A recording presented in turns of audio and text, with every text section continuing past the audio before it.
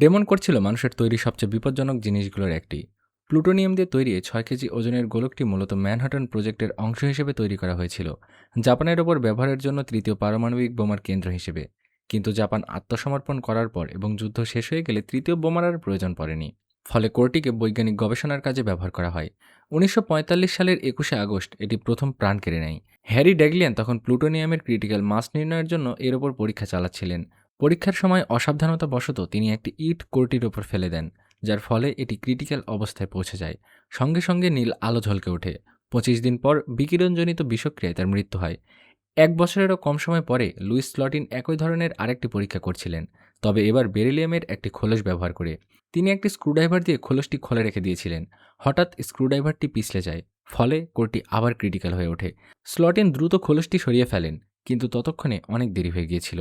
তিনি ঘরে উপস্থিত সবার দিকে তাকিয়ে বলেছিলেন, ওয়েল, দ্যাট ডাজ ইট।